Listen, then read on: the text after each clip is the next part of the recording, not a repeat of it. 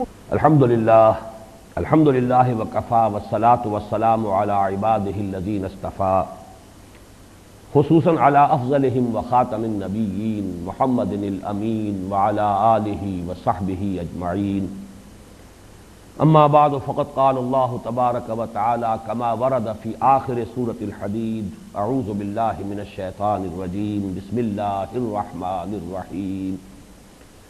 یا ایھا الذین آمنوا اتقوا اللہ وآمنوا برسولہ یؤتکم کفلین من رحمتہ ویجعل لکم نورا تمشون بہ ویغفر لکم واللہ غفور رحیم لئلا یعلم اہل الکتاب ان لا یقدرون علی شیء من فضل اللہ وان الفضل بید اللہ یؤتیہ من یشاء واللہ ذو الفضل العظیم صدق اللہ العظیم رب اشرح لی صدری ویسر لی امری واحلل عقدۃ من لسانی یفقہوا قولی اللہم ربنا الہمنا رشدنا واعذنا من شرور انفسنا اللہم ارنا الحق حقا وارزقنا اتباعہ وارنا الباطل باطلا وارزقنا اجتنابہ آمین یا رب العالمین۔ اگرچہ اب مجھے ذرا اجلت کا معاملہ درپیش ہے، اس لیے کہ ان دونوں آیتوں کا حق ادا کرنا ہے، اور آج بہرحال ہم اس سورہ حدید کے درس کو مکمل کریں گے، لیکن یہ کہ ایک نقطہ صرف چند منٹ میں واضح کروں گا آیت نمبر 27 کے بارے میں بھی۔ جیسا کہ میں نے عرض کیا تھا کہ متبعین مسیح علیہ الصلاۃ والسلام میں اگر رہبانیت کا نظام آیا تو جہاں شیطان کے اغوا اور اضلال کا معاملہ بھی اپنی جگہ مسلم ہے کہ جہاد اور قتال اور انقلاب اور اللہ کے دین کو قائم کرنے کی جد و جہد سے ہٹا کر وہ گویا کہ ڈائیورٹ کر دی گئی وہ انرجی دوسرے رخ پر، لیکن اس کے لیے اسباب بھی موجود تھے، نیک نیتی کے ساتھ بھی ادھر رجحان ہو سکتا تھا، لیکن یہ کہ حضور صلی اللہ علیہ وسلم کی امت میں اگر یہ معاملہ آیا ہے تو وہ میرے نزدیک سینکڑوں مرتبہ زیادہ وہ قابل مذمت ہے، اس لیے کہ ان اسباب میں سے کوئی سبب یہاں موجود نہیں۔ حضور کی حیات طیبہ، حضور کا اسوہ نہایت جامع، نہایت متوازن، دین اور دنیا کا امتزاج، یہاں تک کہ جو سب سے زیادہ نمایاں بات ہو سکتی ہے تعدد ازدواج، عیسائیوں کے حلق سے یہ اترتی نہیں کڑوی گولی، اس لیے کہ ان کا آئیڈیل جو حضرت مسیح ہے، ان کا آئیڈیل حضرت یحییٰ ہے علیہ الصلوۃ والسلام، انہوں نے ایک شادی بھی نہیں کی، خدا یہ کہ وہ 11 شادیاں جو ہے حضور صلی اللہ علیہ وسلم کی، اور پھر ان کے ساتھ جو ہے وہ اور بھی آپ کی کنیزیں بھی تھیں، تو اس حوالے سے ان کے لیے کوئی نہ کوئی ایک عذر جو ہے وہ موجود ہے، لیکن ہمارے ہاں اس کے باوجود اگر آیا ہے تو بہرحال زیادہ قابل مذمت۔ اس دوسرے یہ کہ وہاں پر جہاد اور قتال کا راستہ جو تھا شروع ہی نہیں ہوا، یہاں نہ صرف یہ کہ شروع ہوا، بھرپور طریقے پر محمد الرسول اللہ والذین معہ صلی اللہ علیہ وسلم وعلیہم رضوان، ان لوگوں نے کس درجے جو ہے اس کے اندر ہمارے لیے جو سنگھائے میل چھوڑے ہیں، نشانات راہ چھوڑے ہیں، اور پھر حضور کی سری احادیث ہے کہ جب تک پورے کرۂ ارضی پر اللہ کے دین کا غلبہ نہیں ہو جاتا یہ عمل جو شروع ہوا ہے جہاد اور قتال کا یہ جاری رہے گا۔ اس حوالے سے اگر اس راستے سے ہم نے انحراف کیا ہے تو یقیناً ہم زیادہ بڑے مجرم ہیں بنسبت حضرت مسیح علیہ السلام کے متبعین کے۔ البتہ میں اصولی طور پر یہ بات کہنے کے بعد جو ہمارے ہاں کچھ حضرات ادھر چلے گئے ہیں ان کی طرف سے بھی کوئی معذرت پیش کرنا چاہتا ہوں۔ میری خواہش یہ ہے کہ کسی فرد کے ساتھ کوئی سوء ظن اپنے دل میں مت آنے دیجیے، اذکروا موتاکم بالخیر۔ ہمیں نہیں معلوم کس کے ساتھ کیا مجبوری تھی، کس کے کیا ذاتی حالات تھے، کس کا کیا معاملہ تھا، اصولی طور پر تو وہ بات میں اب پھر دہرا دی میں نے کہ میں یہ سمجھتا ہوں کہ اگر وہ رحمانیت کا نظام امت محمد میں آیا صلی اللہ علیہ وسلم تو وہ متبعین مسیح کے مقابلے میں سینکڑوں درجے زیادہ قابل مذمت ہے، لیکن جہاں تک اشخاص کا معاملہ آئے گا اس میں بھی 2 اپولوجیز ہیں ان کی طرف سے جو میں اب پیش کر رہا ہوں، ریکارڈ پر لے آنا چاہتا ہوں۔ نمبر 1 یہ کہ مسلمانوں میں جو فاسق و فاجر حکمران ہو جائیں ان کے بارے میں اس بات کی بڑی احتیاطوں کی تاکید آئی ہے کہ کوئی مسلح خروج نہ کیا جائے۔ اب ظاہر بات ہے جب حکومت قائم ہو گئی اور اس کا ایک نظم ہے، اس کا سربراہ ہے، چاہے وہ ظالم ہے، فاجر ہے، فاسق ہے، لیکن مسلمان ہے، حکمران ہے، حکومت ہے، اب قتال کا معاملہ تو ہوگا۔ کچھ عرصے تو ایسے چلا ہے معاملہ کہ جہاں جہاں مسلمانوں کی سرحدیں تھیں وہاں مسلمان خود جو ہے وہ جہاد اور قتال آگے بڑھا رہے ہیں معاملہ، لیکن ہوتے ہوتے ایک نظم مملکت کے اندر تو یہ ساری چیزیں جو ہیں یہ حکومت کے تابع ہو جاتی ہیں۔ عام آدمی اپنے طور پر تو کوئی اس قسم کا بڑا کام جو ہے وہ نہیں کر سکتا، اور جب تک کہ ان فساق و فجار حکمرانوں کو نہ ہٹایا جائے تو یہ کوئی علیحدہ سے کوئی جماعت ہو، کوئی اور تحریک ہو کہ جو اس کام کو لے کر کھڑی ہو جائے، تو اس پر شدید جو ہے بندش حضور کی طرف سے عائد کی گئی۔ حضور نے خروج پر بڑی سخت شرائط عائد کی، وہ میں تفصیل میں اس وقت نہیں جانا چاہتا، لیکن امام اعظم امام ابو حنیفہ کا جو مسلک ہے، کیونکہ میں اسے صحیح سمجھتا ہوں کہ فاسق و فاجر مسلمان حکمرانوں کے خلاف مسلح بغاوت جائز ہے، بشرطے کہ اتنی قوت فراہم ہو چکی ہو کہ بظاہر احوال کم سے کم کامیابی جو ہے یقینی ہو جائے۔ اب اس قوت کا فراہم ہونا ایسے ماحول میں جبکہ ان کا ایک مستبد نظام قائم ہے، یہ گویا کہ محالات کے درجے میں تھا، لہذا وہ قتال اور جہاد جو ہے وہ ایک طرح کا امپیریلسٹ ایکسٹینشن کا پروسیس تو بن گیا، لیکن وہ جہاد اور قتال جو غلبہ دین کے لیے تھا اس کی نوعیت جو ہے پھر وہ نہیں رہی۔ اسی طریقے سے دوسرا ایک فیکٹر یہ تھا کہ چونکہ ابھی تک انسان کا شعور جو ہے تمدنی شعور، عمرانی شعور اس درجے تک نہیں پہنچا تھا کہ ریاست اور حکومت کے درمیان فرق ہو، حکومت کو بدلنے کے لیے بھی کوئی چینلز ابھی موجود نہیں تھے سوائے مسلح بغاوت کے، جیسا کہ آج ہمارے سامنے حکومت کو بدلنے کے لیے چینلز ہے۔ آج کم سے کم وہ ممالک جو ہیں عالم اسلام کے جن کے ہاں کسی درجے میں جمہوریت ہے اور حقوق انسانی کا اور سول رائٹس کا تصور موجود ہے، وہاں ان کو یہ حق حاصل ہے حکومت کو بدلیں، چاہے تو ووٹ کے ذریعے سے بدلیں، چاہے ایجیٹیشن کے ذریعے بدلیں۔ ایجیٹیشن بھی اگر وہ پرامن ہے، منظم ہے، کسی کی جان اور املاک کو نقصان نہیں پہنچا رہی ہے، صرف یہ کہ گھیراؤ کر کے حکومت کی مشینری کو صرف جو بلاک کر رہی ہے اور وہ تیار ہیں لوگ جانے دینے کے لیے، تو یہ بھی ان کا جائز حق ہے، یہ کانسٹیٹیوشنل رائٹ ہے ان کا۔ اس حوالے سے آج کے دور میں ہمیں در حقیقت یہ جو دو سہولتیں حاصل ہو گئی ہیں کہ ایک وہ سول رائٹس کا کانسیپٹ ہے جہاں بھی ہے، بعض ممالک میں تو سرے سے نہیں ہے، سعودی عرب میں تو سرے سے نہیں ہے، امارات میں تو سرے سے نہیں ہے، کہیں جو ہے اس کو دکھاوا ہے صرف، جیسے کہ مصر وغیرہ میں ہے، بڑی شدید آمریت ہے، ون پارٹی گورنمنٹ کا نظام چل رہا ہے، تو اس میں کہاں سے وہ کوئی امکان پیدا ہوگا۔ لیکن یہ کہ جہاں کہیں بھی ہے، جس میں سے ایک خوش قسمت ملک جو ہے پاکستان بھی ہے جس میں میں اور آپ آباد ہیں، کہ ہمیں یہ حقوق حاصل ہیں، پھر اگر ہم ان حقوق کو استعمال نہ کریں اور یہاں ہم رحمانیت کی طرف گویا کہ راستہ اختیار کر جائیں اور اس پگڈنڈی کی طرف مڑ جائیں، تو پھر ہمارے لیے کوئی دلیل نہیں، کوئی عذر نہیں۔ لیسو علی شیء، جیسے کہ قرآن مجید میں اہل کتاب سے کہا گیا لستم علی شیء حتی تقیموا التوراۃ والانجیل،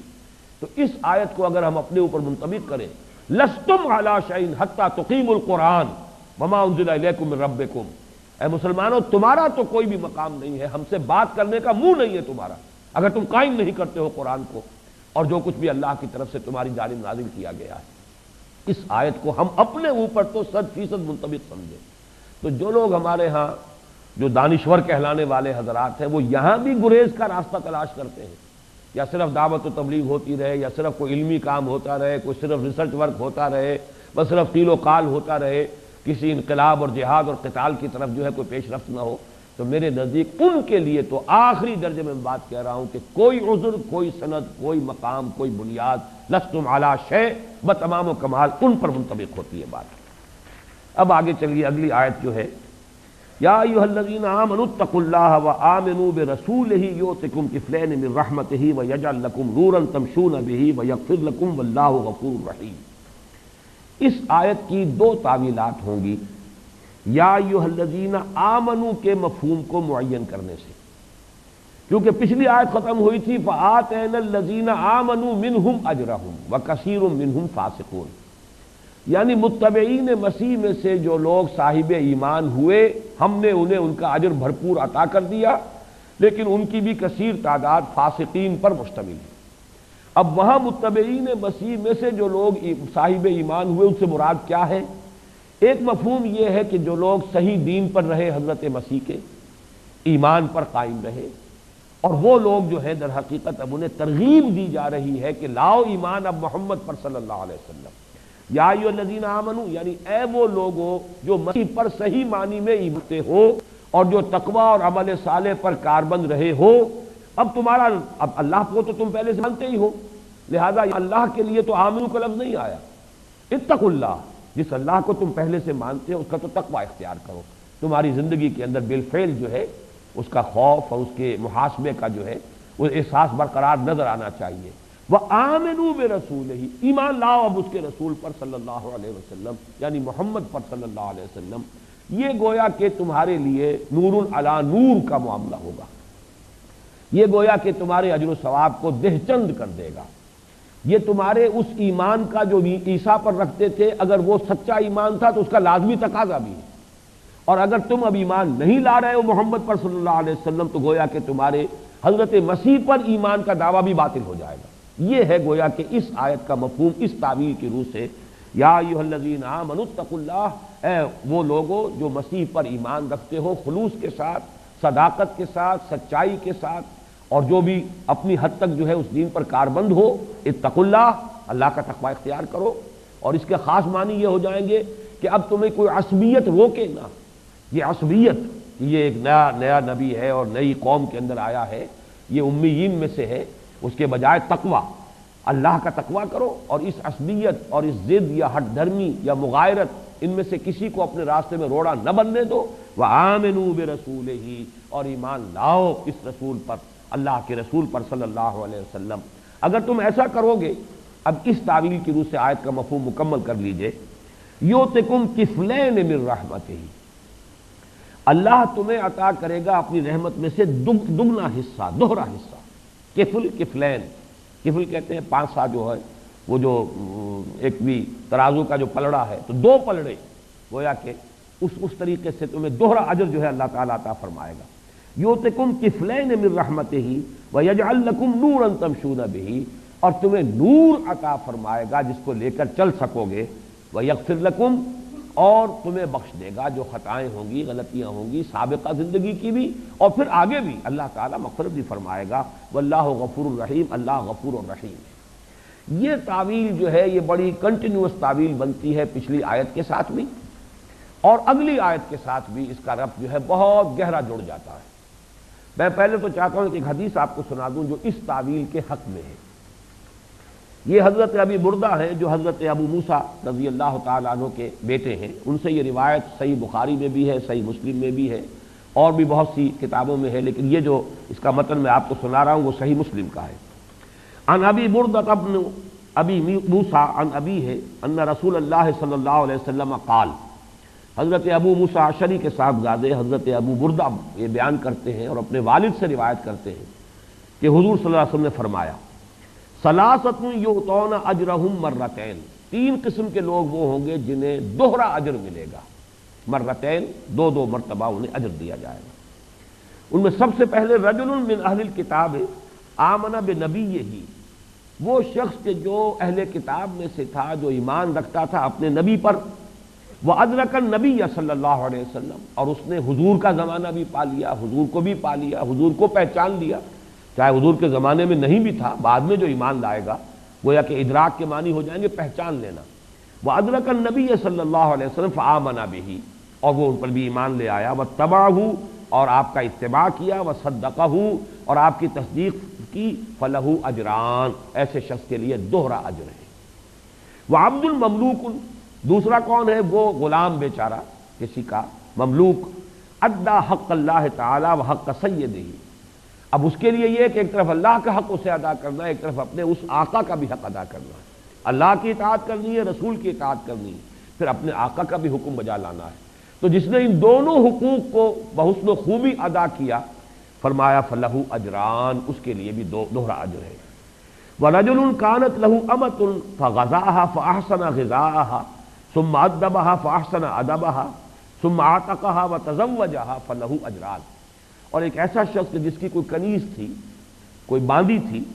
تو اس نے اسے خوب اچھی غذا دی، اس کو کھلایا پلایا، پالا پوسا، اور عمدہ اس کو یعنی گویا کہ اس کی تربیت کی،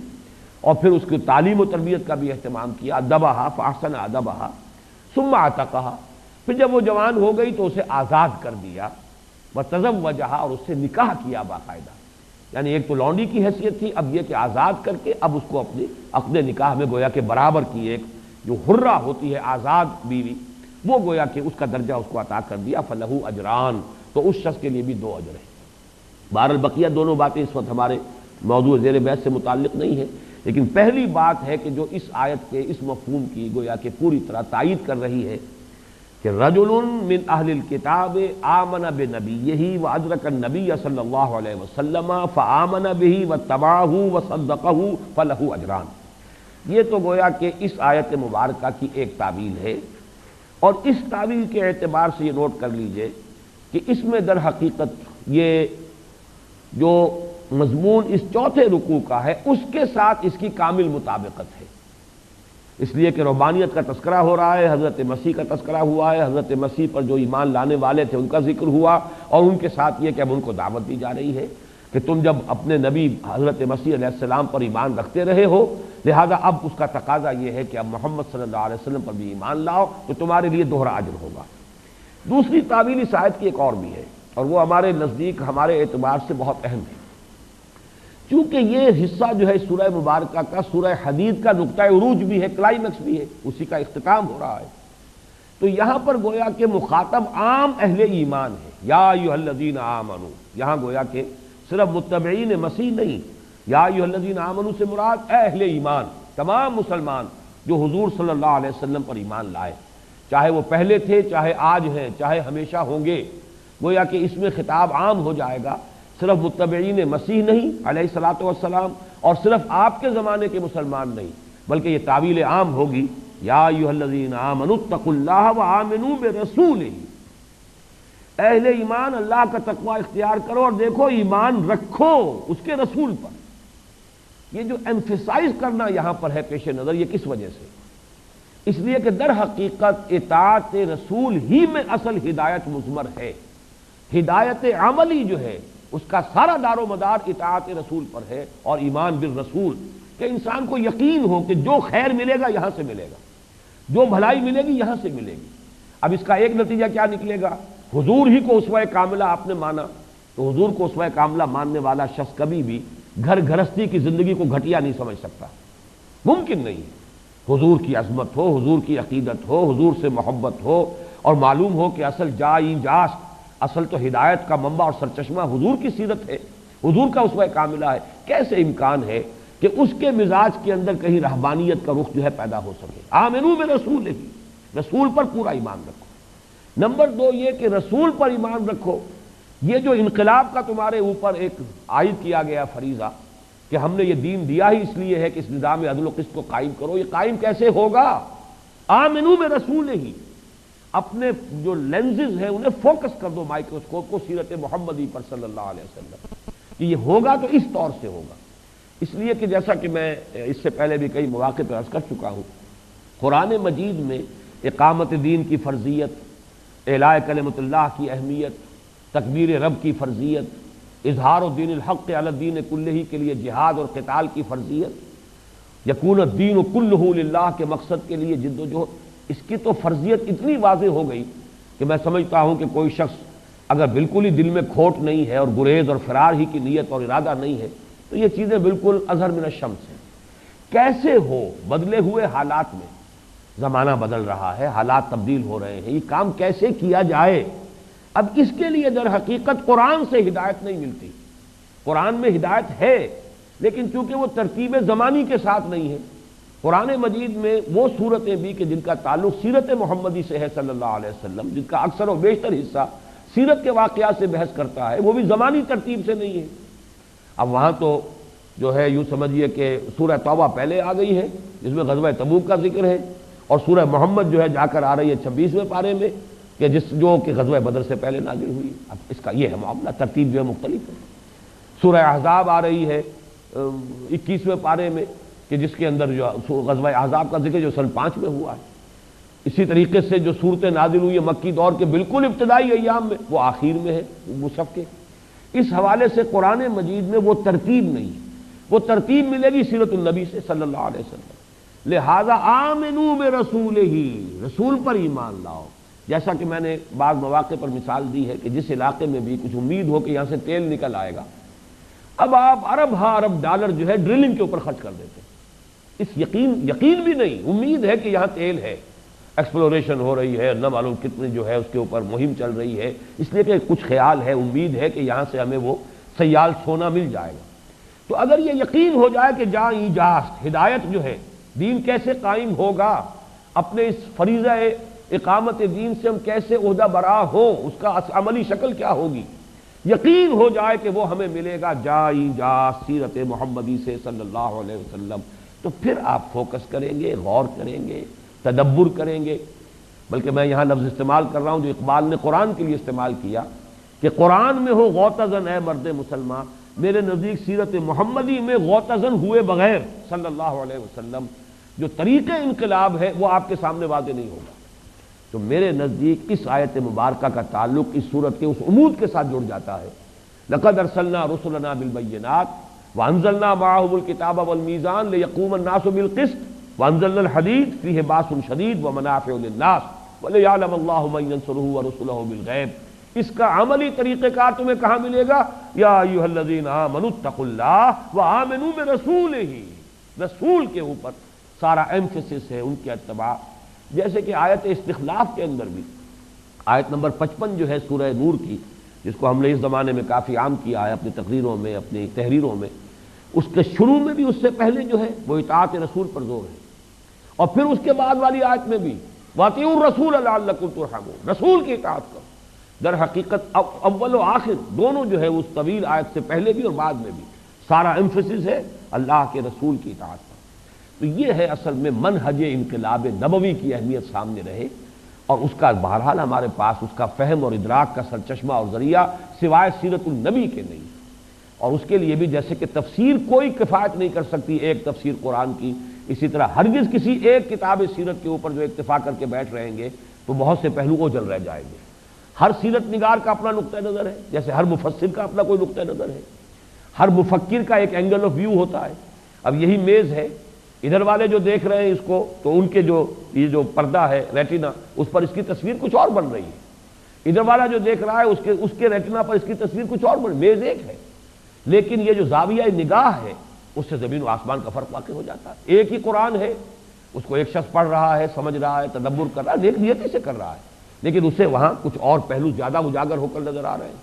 دوسرا شخص ہے وہ بھی نیک نیتی سے اپنی امکانی حد تک محنت کر رہا ہے، جہاد کر رہا ہے، اجتہاد کر رہا ہے، لیکن یہ کہ اس کے سامنے کچھ دوسرے پہلو نمایاں ہو جائیں گے۔ تو کوئی ایک تفسیر بھی کبھی کفایت نہیں کرے گی، اور کوئی ایک سیرت کی کتاب بھی کفایت نہیں کرے گی۔ اس کے لیے بھی چاہیے کہ مختلف کتابوں کے حوالے سے لیکن طے یہ ہو جائے کہ جائی جاس ملے گا، جو کچھ یہاں سے ملے گا، جو بھی طریقہ کار ہے وہ سیرت النبی صلی اللہ علیہ وسلم سے ماخوذ ہوگا، اور اسی میں خاص طور پر طریقہ تنظیم، طریقہ کار کے مختلف مراحل تو پھر بھی قرآن مجید میں مل جاتے ہیں۔ اس کے لیے جمعیت کس بنیاد پر فراہم ہوگی؟ اس کے لیے تو سوائے اشاروں کے اور کچھ ہے ہی نہیں، وہ بھی آپ کو سیرت سے ملے گا۔ وہ بیعت کا نظام، حالانکہ حضور صلی اللہ علیہ وسلم کے لیے تو بیعت ضروری تھی ہی نہیں، آپ تو رسول تھے، جو ایمان لے آیا اسے آپ کی ہر حال میں اطاعت کرنی ہی کرنی تھی، کوئی سوال ہی پیدا نہیں ہوتا کہ وہ اطاعت نہ کرے۔ تو ایک علیحدہ سے معاہدہ کرنے کی ضرورت کیا ہے؟ ایک علیحدہ سے قول و قرار اور اطاعت کا جو ہے اس کے ان سے معاہدہ کرنا کوئی ضرورت نہیں، لیکن آپ نے وہ حقیقت پوسٹیریٹی کے لیے، بعد میں آنے والوں کے لیے ایک اسوہ ہے جو چھوڑا ہے، لقد کان لکم فی رسول اللہ اسوۃ حسنہ۔ اس اعتبار سے یہ میرے اور آپ کے لیے اور اس وقت کے بھی تمام مسلمانوں کے لیے، چاہے وہ حضرت مسیح کے متبعین میں سے آئے، چاہے کوئی یہودیوں میں سے ایمان لے آئے جیسے عبداللہ ابن سلام رضی اللہ تعالی عنہ، چاہے جو مشرکین عرب میں سے ایمان لائے وہ انصار میں سے ہوں یا مہاجرین میں سے ہوں، اور آج تک بھی بلکہ ہمیشہ کے لیے یہ آیت جو ہے ایک اپنے تعویل عام کے اعتبار سے جو اصل ہے، جو ایمفسس جو ہے اس کو فکس کر رہی ہے سیرت النبی پر صلی اللہ علیہ وسلم۔ یا ایھا الذین آمنوا اتقوا اللہ وآمنوا برسولہ یؤتکم کفلین من رحمتہ۔ اب یہاں سوال پیدا ہو جائے گا کہ یہاں پھر کفلین کے کیا معنی ہوں گے، اس لیے کہ پچھلا جو تعویل تھی اس کی روح سے تو اس کے کفلین کے معنی معین ہو گئے اس حدیث سے کہ دوہرا حصہ کیوں ملے گا، اس لیے کہ وہ اپنے ایک نبی پر بھی پہلے ایمان لائے ہوئے تھے، اور بہرحال اس میں تعصب کی کسی پٹی کو اپنی آنکھوں پر انہوں نے بندھنے نہیں دیا اور حضور پر بھی ایمان لے آئے، تو گویا کہ دوہرے اجر کے مستحق ہو گئے۔ لیکن یہ کہ متبعین محمد صلی اللہ علیہ وسلم جو عام ہوں، مثلا ہم تو پیدا ہی ہوئے امت محمد میں صلی اللہ علیہ وسلم، یا کچھ لوگ وہ تھے جو کسی بھی پہلے نبی کے ماننے والے نہیں تھے، وہ حضور پر ایمان لے آئے، اگر وہ حضور صلی اللہ علیہ وسلم کا اتباع کرتے ہیں، آپ کے نقش قدم پر چلتے ہیں، تو ان کے لیے کفلین کس اعتبار سے؟ اس کے لیے سورہ سبا کی آیت ہے کہ جو تمام مسلمانوں کے لیے بھی کفلین کا لفظ دے رہی ہے، دوہرا اجر۔ سورہ سبا کی آیت نمبر 37 ہے، وَمَا أَمْوَالُكُمْ وَلَا أَوْلَادُكُمْ بِالَّتِي تُقَرِّبُكُمْ عِندَنَا زُلْفَىٰ دیکھو مسلمانوں، وہ چیزیں جن کے ذریعے سے تم ہمارا تقرب حاصل کر سکتے ہو وہ تمہاری اموال اور اولاد نہیں ہے، الا من آمن وعمل صالحا، سوائے اس کے جو ایمان لائے اور عمل صالح کرے۔ ایمان اور عمل صالح کے بعد تو مال بھی ذریعہ تقرب بن جائے گا، اللہ کی راہ میں خرچ کرو، اولاد بھی ذریعہ تقرب بن جائے گا، اسے اللہ کے دین کے لیے تیار کرو، ان کو اس کے وہی جذبہ جو ہے ان کے اندر پیدا کرو، ان کو تربیت دو۔ تو لیکن یہ کہ الا من آمن وعمل صالحا، اس کے بغیر اولاد سے نہیں تقرب حاصل ہوتا، مجرد مال سے تقرب حاصل نہیں ہوتا۔ فاولئک لہم جزاء الضعف بما عملوا، تو ایسے لوگوں کے لیے جو عمل انہوں نے کیا ہوگا ان کا دوہرا اجر ہوگا۔ دوہرا اجر کیوں ہوگا؟ یہ اس اعتبار سے دوہرا اجر ہے کہ ہر مسلمان جب دین پر عمل کرتا ہے تو خود اپنے لیے بھی اپنے عمل کے ذریعے سے اپنے پچھلے والوں کے لیے بھی ایک اسوہ چھوڑ رہا ہے۔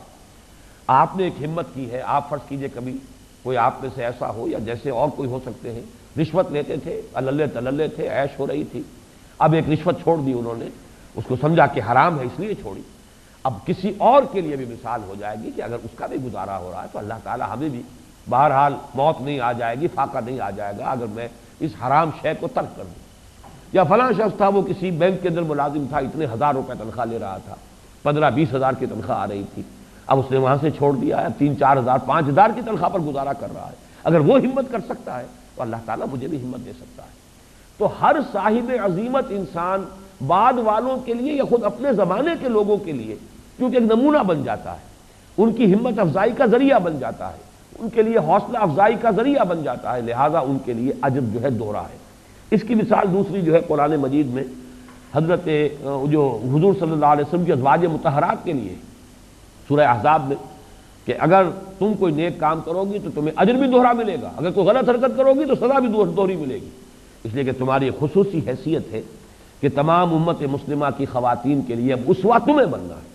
خالص جو نسوانی پہلو ہے تمہاری زندگیوں کا، ظاہر بات ہے کہ محمد رسول اللہ صلی اللہ علیہ وسلم تو مرد ہے، ابا احد من رجالکم، رجال خود بھی رجل ہے، اور بہرحال جو بھی اللہ تعالیٰ نے انبیاء بھیجے ہیں، رسول ہی بھیجے ہیں، مرد ہی بھیجے ہیں، تو حضور کی شخصیت کے اندر آپ کی زندگی میں خواتین کے لیے اپنی زندگی کا جو خاص ان کا صنفی پہلو ہے اس کے لیے اسوہ نہیں ہے، تو وہ اسوہ اللہ نے فراہم کیا ہے ازواج مطہرات کے ذریعے سے۔ اس حوالے سے فرمایا کہ اگر تم نے کوئی غلط حرکت کی تو سزا دوہری، اگر نیکی پر چلو گی تو تمہارا اجر بھی دوہرا ہے۔ اس معنی میں کفلین کا مفہوم بھی معین ہو گیا، اور اس کے بعد والا ٹکڑا تو بہت زیادہ نکھر کر آتا ہے دوسری تعبیر سے، وَيُؤْتِكُمْ وَيَجْعَلْ لَكُمْ نُورًا تَمْشُونَ بِهِ، نور دے گا جس کو لے کر چل سکو گے۔ اب اس تمشون بہی کا ایک پہلو تو ذہن میں رکھیے کہ جو سورہ حدید میں پہلے آ چکا ہے کہ قیامت کے دن میدان حشر میں جب وہ چھلنی لگے گی اہل ایمان اور منافقوں کو علیحدہ کرنے کے لیے تو نور عطا ہوگا، وہ نور سامنے بھی ہوگا، داہنے ہاتھ پہ بھی، داہنی طرف بھی ہوگا۔ تو ایک تو یہ کہ اس سے مراد وہی ہو سکتا ہے کہ یہ نور تمہیں ملے گا، نور ایمان، اللہ کے نبی پر ایمان کا جو نور ہے خاص، وہ ہے کہ جس کو لے کر تم چل سکو گے۔ لیکن میرے نزدیک امکان کے باوجود یہ تعبیر یہاں پر جو ہے زیادہ اس کے ساتھ مناسبت نہیں رکھتی۔ اصل مناسبت کیا ہے جس کی طرف میں حوالہ دے چکا ہوں، آپ اس دین کی انقلابی جد و جہد میں مبتلا ہیں، کوشش کر رہے ہیں،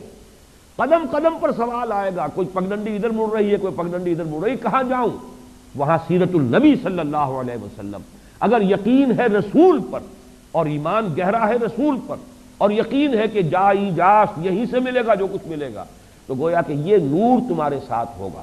یہ تمہیں قدم قدم پر رہنمائی کرے گا، کسی غلط موڑ پر مڑنے سے بچا لے گا۔ یجعل لکم نورا تمشون بہ،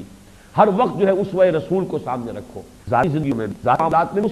تحریکی معاملات میں، اجتماعی جد و جہد میں، انقلاب کی جد و جہد میں، ہر جگہ پر سامنے رکھو کہ اسوہ رسول کیا ہے صلی اللہ علیہ وسلم۔ اور جیسا کہ میں کئی مرتبہ بیان کر چکا ہوں، جہاں کہیں بالکل نئی سچویشن ہو معین طور پر کہ یہاں وہ حالات وہ نہیں ہیں جو حضور کے زمانے میں تھے، بیسیکلی چینج سرکمسٹانسز کے اندر پھر اجتہاد کرو، اور اجتہاد کے بارے میں آپ کو معلوم ہے وہ بھی کتاب و سنت کی بنیادوں سے ہوتا ہے، وہاں سے پھر استنباط، جیسے کہ آپ پانی کی نالی جو ہے وہ ظاہر بات ہے کہ راجباہ سے پانی لے کر آئیں گے نا، تو وہاں سے نالی کھینچیے، ورنہ یہ کہ آپ نے نالی کھود دی ہے، راجباہ کے ساتھ اس کا تعلق ہی نہیں ہے، تو پانی کہاں سے آ جائے گا؟ تو اصل تو پانی ملے گا قرآن و سنت سے، وہاں سے اجتہاد کر کے نالی میں پانی لائیے، لیکن وہ بھی وہاں پر ممکن ہوگا صرف، اور وہیں پر جائز ہوگا جہاں پہ کہ قطعیت کے ساتھ یہ ثابت ہو جائے کہ یہ نئی سچویشن ہے، بالکل نئی صورتحال ہے، جو وہاں اس وقت کے اس دور کے حالات سے بالکل مختلف ہو چکی ہے، اور پھر تعین کیا جائے۔ ایسا نہ ہو کہ ایک ضرورت کے تحت اجتہاد کریں اور اسے پھیلا دیں، جتنی جگہ پر اجتہاد کی ضرورت ہے اس سے آگے بھی تجاوز نہ ہو، اس یہ نہ ہو کہ اس کو جنرلائز کر کے اور پوری کی پوری جو منہج انقلاب نبوی ہے اس پورے کی بھی ساتھ لپیٹ دی جائے، بلکہ جس پرٹیکولر ایشو پر معلوم ہو جائے کہ یہاں در حقیقت ایک نئی سچویشن ہے جو ہمارے سامنے ہے، صرف اس کی حد تک جو ہے وہ اجتہاد کیا جائے۔ بہرحال یہ میرے نزدیک مفہوم ہے اس آیہ مبارکہ کا، اور اس حوالے سے پھر یہ پوری اس صورت کا جو ایک عمود چلا آ رہا تھا، اس کا عمود جو تھا جو آخر کلائمیکس پر پہنچا ہے، لَقَدْ أَرْسَلْنَا رُسُلَنَا بِالْبَيِّنَاتِ وَأَنزَلْنَا مَعَهُمُ الْكِتَابَ وَالْمِيزَانَ لِيَقُومَ النَّاسُ بِالْقِسْطِ وَأَنزَلْنَا الْحَدِيدَ فِيهِ بَأْسٌ شَدِيدٌ وَمَنَافِعُ لِلنَّاسِ وَلِيَعْلَمَ اللَّهُ مَن يَنصُرُهُ وَرُسُلَهُ بِالْغَيْبِ۔ اس کے ساتھ براہ راست اس آیت پر آ جائیے،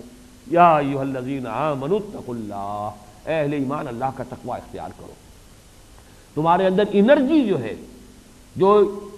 ایثار اور قربانی کا مادہ ہے، وہ تو اللہ کے تقوی سے پیدا ہو۔ اللہ کا خوف ہے، اللہ کی محبت ہے، تقوی کے اندر ایک پہلو محبت کا بھی تو ہے، کسی محبوب ہستی کے کسی حکم سے سرتابی نہ کرنا کہ مبادا وہ ناراض ہو جائے، تو یہ اس کی اصل بنیاد محبت ہے۔ تو اللہ کی محبت وہ ہے در حقیقت جو تمہارے لیے سورس آف انرجی ہے، جو ڈائنامزم تمہیں دینے والی شے وہ تو اللہ کا تقوی ہے۔ لیکن یہ جوش و خروش، یہ جذبہ، یہ جد و جہد، یہ نیت جہاد و قتال عملاً ڈائیورٹ ہو کس راستے پر؟ وَآمِنُوا بِرَسُولِ،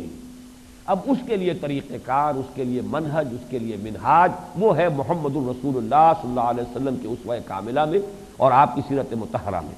اگر یہ کرو گے یؤتکم کفلین من رحمتہ، تم خود بھی دوسروں کے لیے اسوہ بن جاؤ گے، اسوہ محمدی کو ٹرانسمٹ کرنے کا ذریعہ بن جاؤ گے، تم بھی گویا کہ ایک لنک بن جاؤ گے اس اسوہ محمدی صلی اللہ علیہ وسلم کو دوسرے لوگوں تک یا اگلی نسلوں تک منتقل کرنے کے لیے۔ وَيَجْعَلْ لَكُمْ نُورًا تَمْشُونَ بِهِ، تمہاری جو اجتماعی جد و جہد ہوگی اس کو قدم قدم پر رہنمائی دینے کے لیے وہ نور سیرت محمدی صلی اللہ علیہ وسلم وہ ہر وقت تمہاری دستگیری کے لیے موجود ہوگا۔ وَيَغْفِرْ لَكُمْ، اور پھر اگر کوئی خطا ہوئی گئی تو اللہ تعالیٰ معاف بھی فرما دے گا۔ واللہ غفور رحیم، اللہ غفور اور رحیم ہے۔ اب آخری آیت آ گئی ہے، اس آیت کے بارے میں بھی چونکہ اب وقت بہت کم رہ گیا ہے مجھے اختصار کرنا پڑے گا۔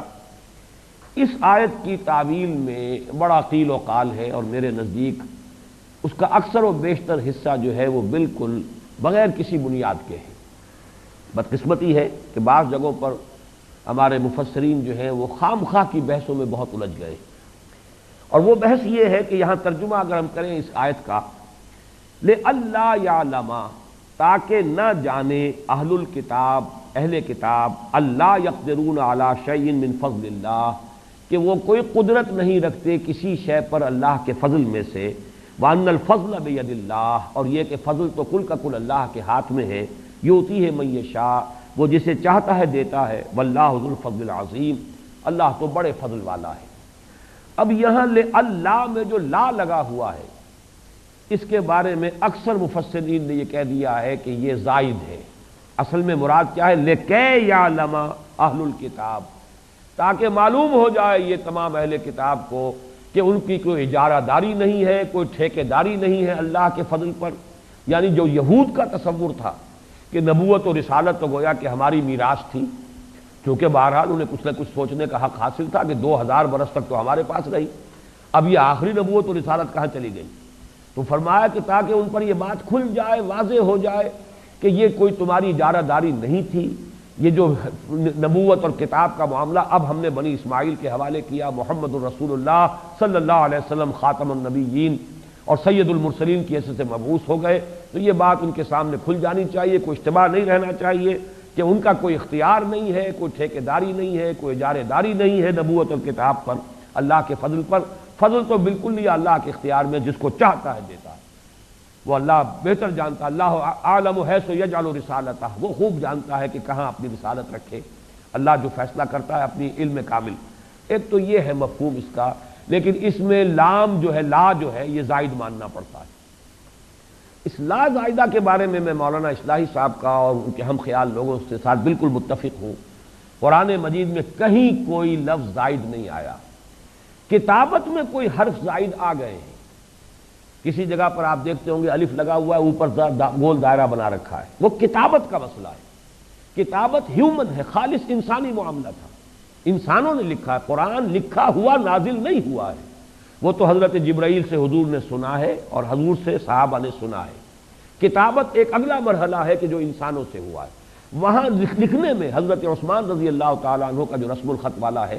جو آپ کا جو رسم عثمانی ہمارے پاس سب سے زیادہ اوتھینٹک ہے، اس میں بھی بعض حروف جو ہے اضافی ہو گئے ہیں، وہ لکھنے والے نے اضافی طور پر ڈال دیے، تو اس کے اوپر آپ کو اپنے مصحف کے اندر ملے گا چھوٹا سا دائرہ کہ یہ پڑھنے میں نہیں آئے گا،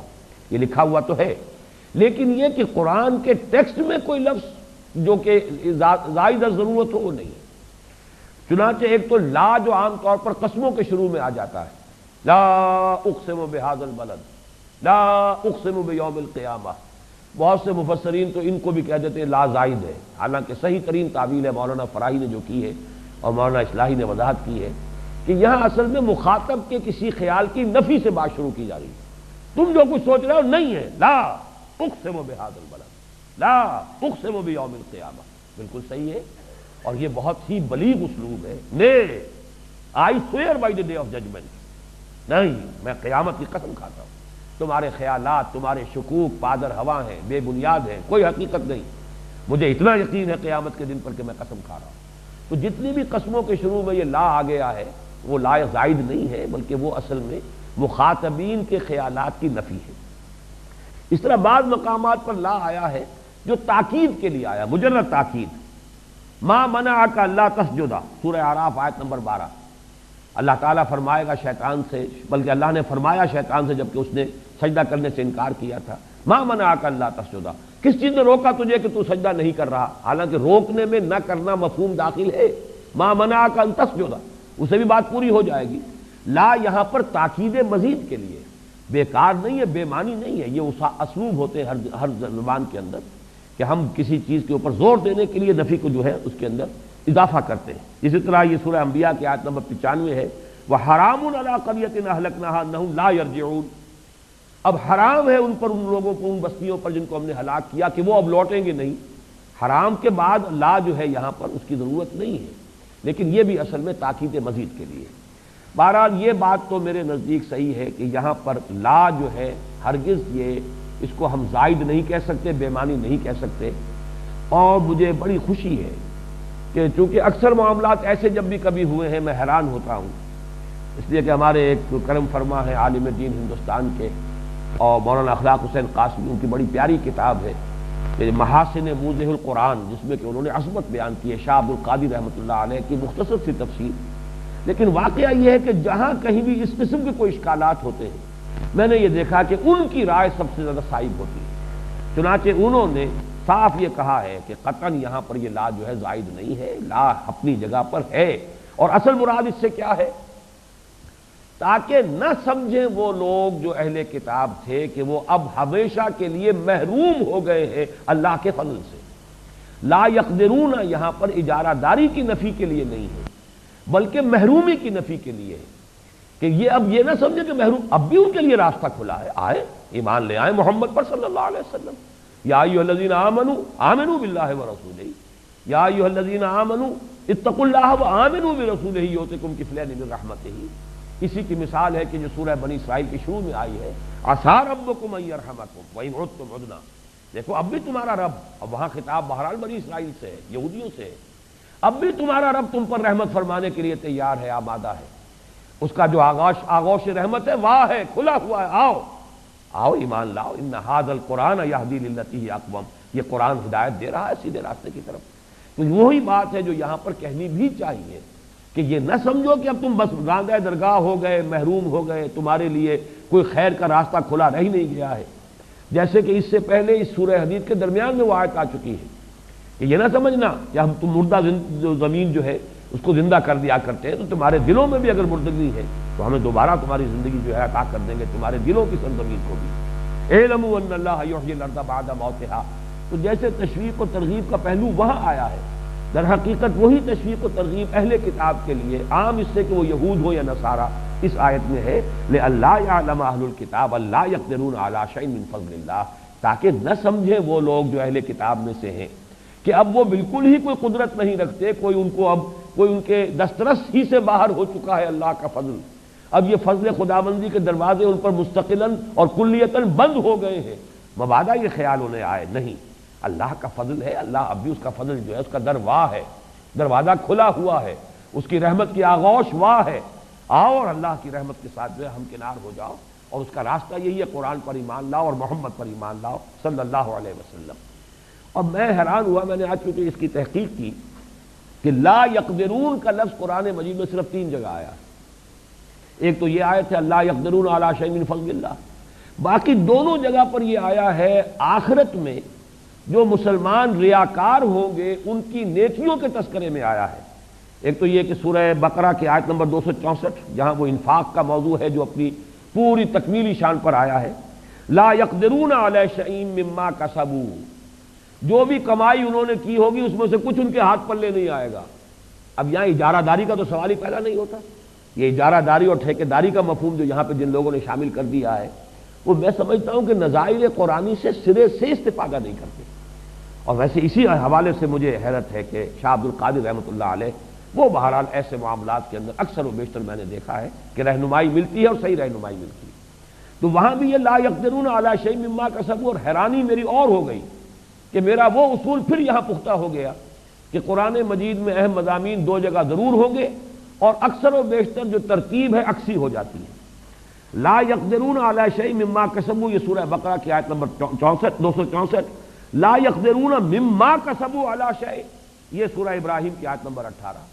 ایک ہی مضمون ایک ہی آیت، اور الفاظ کا صرف یہ ہے کہ اس کی ترتیب بدل گئی، لا یقدرون علی شیء مما کسبوا کہ اب وہ کوئی قدرت نہیں رکھتے، ان کی دسترس سے باہر ہے، جو بھی انہوں نے کمائی کی تھی وہ تو سراب ہے، وہ سمجھتے تھے کہ نیکیاں ہیں، ہے نہیں۔